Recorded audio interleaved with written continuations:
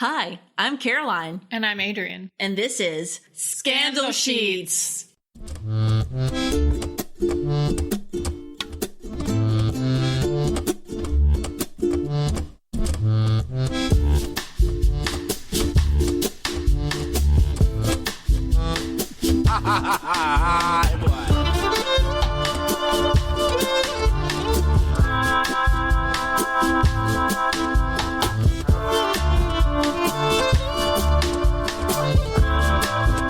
Hello and welcome to Scandal Sheets, the podcast that explores the scandals of history along with the people and places associated with it. I am your host, Caroline. And I'm Adrienne. And we are finally back to finish up our little mini-series on Paris Singer. We unfortunately have had some major technical issues, i.e. my laptop is too old and does not want to record anything, apparently. So They get ornery, don't they? they do. And so we have found another computer and we are off to the races. So if you have not listened to the first part of the First and second. there's multiple parts to the series. Yeah. The whole Singer family. We started out with the father, Isaac, prolific man that he was in terms of prodigy. And the little Singer building. Yep. And then second part was Winaretta, which was one of his daughters from his last relationship, we'll say. Second formal marriage. And the buildings were in Paris and Venice. Yeah. Yeah. And then 3A. Yes, 3A. I like that. This is 3B. Was the first part of Paris's life. And he was the next to last child. Who was the last child? It was another girl. I think it was Isabella. So he was 23 of 24 children that Isaac Singer had with 5 different women. Right. Yep. So because Isaac was older when he started yet another family with Paris's mother, Isabella. Paris was only like 11 years old when Isaac died, and he promptly inherited several $1 million and didn't really have the occupation. So he was like his father in terms of sort of a Renaissance man. Invented a couple things, but he also was a patron of architectures. Well, in particular with an architect named Addison Mizner, who is probably one of the more prolific and well-known architects of Florida or Floridian architecture. Yeah. He didn't start there, but he definitely is. So last time, Adrienne was telling us about Addison, and we were learning all about his world travels. Right. Yeah, I didn't know, because I associate Mizner with Florida so much that I knew neither about his previous career in the Northeast, nor did I know he was born on the left coast. So he was born all the way out in Benicia, California. I guess I talked about his family last time and his travels, so I guess I'll just kind of go over his early career briefly. When he was in San Francisco, he apprenticed with an architect there named Willis Polk. So he was born in 1872. So this is when he was still young. He didn't have an academic architecture background. Polk was a proponent of the Spanish mission style, which is a style that Mizner also appreciated. He sort of applied that aesthetic because of his time in Central America and Spain. So he had a very practical education, and he was able to apply what he learned in Polk's small office to his early work and eventually his practice. So he designed and drafted and did construction administration and learned building trades as well, which will become very important, as I will explain. He also met the right people in San Francisco, and that was definitely a beneficial trait that was used in his future. So he left Polk's office in 1897 and went on some crazy adventures before settling down. He went to, I know I touched on this last time, but he went to the Yukon, so he was part of the gold rush. He went overseas after some weird legal stuff and only being able to keep some of the gold that he found, came back to the States, then went to Hawaii. Then he stayed out there for a couple years, went to Australia, Manila, Siam, India, and Shanghai, and finally ended up back in the States in 1903. So his next business venture was as an importer of Guatemalan coffee. And this seems weird for someone that would become a future architect and had already sort of been around the world. So he went to South America in 1904 to buy coffee beans, but found this other opportunity that was to be his last temporary money-making effort. He purchased beautiful artifacts and salvage from the abandoned churches of Antigua, as well as buying an entire monastery for next to nothing. So this is, I guess, paramount to purchasing a room in an old castle or house and stripping it and then installing it somewhere else. It was kind of what he did. Architectural salvage. Not the best Principle? No. Right. So we frown on that usually in preservation. Yeah, we do. Unless the building's being torn down and you're just saving what you can. And anyway, that's a whole other tangent. So the salvage provided enough money so that Mizner could finally begin a stable career. After all of that, Addison headed east and started a practice in New York in 1904. He applied his talent for meeting the right people and established connections within New York high society. There was also a fortuitous link to Newport society. The owner of the famous Rosecliff Mansion there introduced Addison to Stanford White. Who is that? You told me who that was. The lady that... It was Tessie Ulrichs. Ulrichs. I think her father was one of the silver magnates. Was maybe one of the Comstock Lode investors, and so they were incredibly wealthy on her own, and then she married another wealthy man. And that's when she had Rosecliff built? Yes.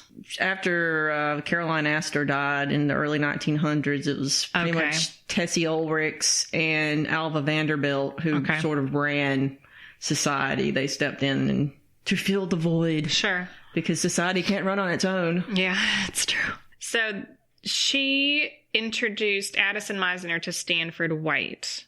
Their brief friendship before White's murder in 1906, as we remember, happened on the top. He was shot on the top of Madison Square Garden. See also episode whatever, Stanford White, whose name pops up fairly often, certainly in this time period with the architecture and scandal. So Mizner, even though he didn't know White very long, White made an impression on him and Mizner worshipped him. It would have been no doubt a life-changing experience to meet one of the greatest architects of the time. Mizner's friendships continued to pay off after he moved from the city to Port Washington on Long Island. His projects at the time were scattered around coastal Northeast and were written about in local biweekly newspaper published by one of the neighbors who was a fan of Addison's. In addition to interior architecture, additions, and renovations, he also designed landscapes for the area estate, often inspired by his travels in Asia.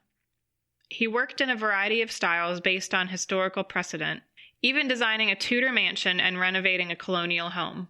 This flurry of activity came to a close with the approach of the First World War. Mizner's lack of work could not support his social life, and money became scarce.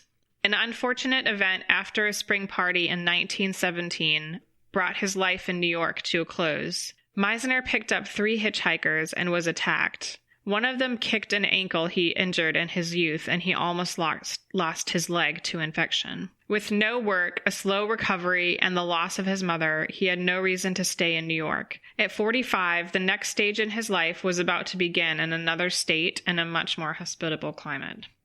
Addison Mizner arrived in Palm Beach in January 1918 as the house guest of Paris Singer. He was in Florida only 1 year longer than he was in New York, but it is to this state that his name will be forever associated. He had not known Paris long, but their shared interest in architecture and perhaps association with the right people made them fast friends. Their original plan was to travel to Guatemala together, but after an earthquake hit Guatemala City, they changed their destination to Palm Beach. The rest, as they say, is history. Mizner's very first commission was to transform Paris's nondescript bungalow where he lived while the Everglades Club was under construction. The result was a colorful Chinese villa with a pagoda roof, woven bamboo fence, and garden to match. Apparently, Singer installed a stuffed alligator on the roof, quote, to defy good taste. That sounds like something a singer would do. I really love the idea of putting an alligator on a roof in Florida, and I feel like they should kind of just be everywhere. I agree. They have manatee mailboxes, right? So there should be alligators on the roof. And flamingos. I like the idea of a house that would have flamingo crenellations. I want to see that. Ooh. I want flamingo crenellations. I can dig that. Yeah. And maybe alligator gargoyles. Alligator gargoyles. Or, because the gargoyles are kind of scary, right? I mean, they're kind of vicious looking. That's right. They're not always friendly. So it should be an alligator, or I think a manatee would be too nice of a gargoyle. Yeah, you can't have a manatee as a gargoyle. Manatee could be the downspout. Like, you know how they do those decorative fish at the ends of downspouts? Yeah. In that France works. Or wherever. Yeah. All right. We just had a little floor. So this is our new side hustle is going to be Florida flora and fauna accoutrement for the home. I agree. No one steal that idea. No, because we really need the money. Especially the flamingo crenellations. Everyone will know where you got that idea. Yeah. Because we're famous. Right. I could talk about Florida design ideas for the rest of the time, but I have to talk about Addison Mizner. So this house that the alligator was on top of no longer exists on Palm Beach, which is just sad. Addison arrived in Palm Beach at a very good time. Flagler's Railroad, so Henry Flagler, who we've also talked about relative to what? The Ponce Hotel in St. Augustine? Whitehall, and no, it's on Palm Beach, but it faces the Intercoastal. Probably other reasons. So Flagler, right, South or East Coast Railroad, was extended to Palm Beach in the 1890s, and several grand hotels had already been built by then, including the Royal Point Siena and Palm Beach Inn, whose name was changed to the Breakers. Flagler's architects of choice were Carrere and Hastings, who, along with the hotels in Palm Beach and elsewhere, designed Flagler's own Beaux-Arts mansion, Whitehall, as a gift for Lily Keenan Flagler. Mary Lily, his third wife. Correct. Okay. You got it. So much to keep track of. I'm getting better, though. The season, which lasted only from the end of December to the end of February, was rooted in formality. So this is 1890s Florida. It hasn't gotten fun yet. Or, I mean, it's very formal. It's just formal, right? Your day is planned for you. You do your breakfast to your dinner, and then you're dancing, and you just start all over again. So Paris Singer had envisioned the club. This is the Everglades Club we're talking about now. Sorry, Worth Avenue, Palm Beach. This is the building that Mizner is one of the most famous commissions, I guess. So Paris envisioned it as a convalescing home for returning World War II veterans. But when the war ended in January of 1919, Singer noted that the soldiers preferred to heal closer to home, which I guess kind of makes sense because even though it's nice down there, you're still asking them to go somewhere that's away from their families. So Singer sold the medical equipment that he had purchased for the building, and on January 15th, 1919, the Everglades Club officially opened. Mizner and Singer's Everglades Club would introduce a new era of leisure to the visitors on Palm Beach. Day-to-day life was less regimented and more carefree, and even the fashions followed suit. Paris, who summered in the south of France, introduced that region's attire to the club, including striped shirts, baggy pants, and espadrilles. However, evenings remained strictly formal. So he brought espadrilles from France? Yeah. Interesting. I don't associate that footwear with France. I don't either. Seems very... But I guess it's Mediterranean. Yeah. Right? Right. Yeah, I guess yeah. I don't know the history of the espadrille footwear, but I do imagine the striped shirts for sure. Breton, like there's a name for them with the boat necks. Yeah. Okay. Baggy pants, maybe cropped, maybe not. It didn't mention a material, something natural and flowy, because even though it's the season, right, it's still warm. I mean, it's still in the 80s down there. So, you know me, I had to look this up. You did, yeah. But I really want to know.